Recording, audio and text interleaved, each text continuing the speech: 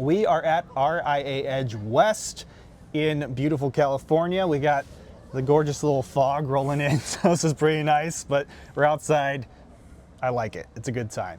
I'm excited. I've got Jon Foster, the president and CEO, Angelus Wealth Management. Thanks for taking some time out to chat here. Great to be here, and I guess you thought it'd be nice and warm in already. It's cold some days. I did. Yeah. You know, coming from the Midwest, you always expect have beautiful this idea. sunshine, right? We're going to do that. But yeah, I mean, you have, I think, the question I'm most interested to ask today. You know, I've kind of got my question set that I want to ask different people.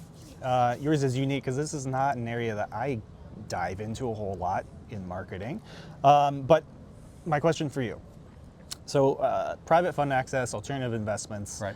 Access to these things is more accessible than ever, right? Like, is it a good idea for financial advisors to really think about making alts, investments in private funds? Should this be a core part of portfolio strategy at this point?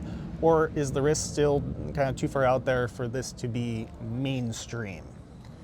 Well, so I think you asked the right question, which is, and the answer is, it should be a key part of what you do as long as you can do it right.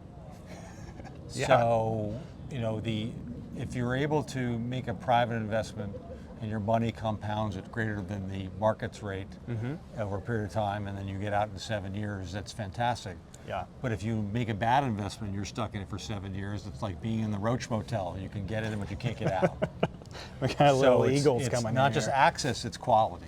Yeah. And that's the hard part. Yeah. Okay. So how do advisors, and maybe advisors who haven't been as involved in this area as you have been, how do they get to that point where they have that confidence in quality? What resources? Where do they go? Where do they look to? Well, there's a big hunt going on right now for that, which is, you know, because most RIAs do not have the infrastructure to properly vet private investments or even the gravitas credibility to get to see the good stuff. Yeah. You don't want to be in fund number 47, right, which is available to retail. You want to be in something that's special.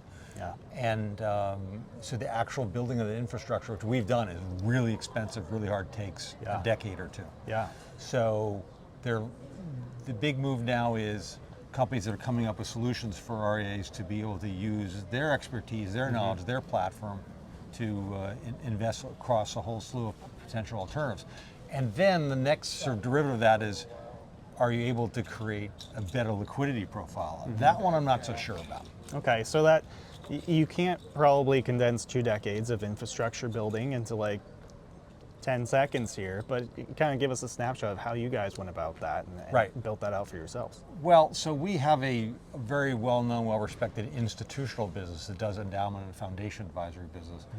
So the highest quality private investing opportunities are oversubscribed and capacity constrained. So the operators, the GPs of those, have the chance to really pick and choose who they want their LPs to be.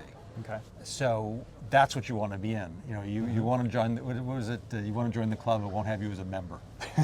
So so we have a particular advantage because of our institutional side, where we have a well-known, prestigious client list. That when you get to pick and choose who you want to have be your LP, you're likely to choose ones that look good on your client list. So we benefit from that. I think that for an RIA who doesn't have background in this, finding a good platform company who has that type of access and also doesn't kill you on fees, doesn't kill your client on fees. That's tough because it's very, very expensive to do this right. Yeah. Any of those platform companies you want to call out and give it a little shout out to? Not ready to do that yet, but I like talking to everybody and see what they're doing, and I'm rooting for everybody. What I would say to most RIAs is, I don't recommend doing what we did. It's a 20-year investment, a huge amount of capital to build that. But that's sort of a table stakes in the endowment foundation advisory space, is to be able to provide access to alts in a high quality, cost efficient manner. Yeah. So it's just an asset that we picked up because we did it. I don't necessarily recommend that type of investment. It's a big deal. Yeah. Yeah. Okay, let's wrap up with this. You're at Edge West. What kind of conversations are you looking forward to at this conference? Well, I find going to a conference like this always pretty interesting because one, it's if you walk away with a tidbit of information or 2 or 3 new ideas, it can make a big difference. You have to remember not to forget them when you go home. So true. it's the people you meet, it's the ideas that you hear, and the networking with other people. Because really, I think that in the RIA space, we're all in this together. You know, we're all true fiduciaries trying to come up with solutions to our clients. And I don't really think of any other RIA as a competitor. I think of them as a colleague. Yeah. Beautiful. I love Thank the you. sentiment. I think that's great. That's why I love coming to events like this, is that kind of camaraderie, learning, growing together. That's a big piece of this. Johnny, thank you so much. Thanks so much, John. Bye-bye. All right, we'll see you soon.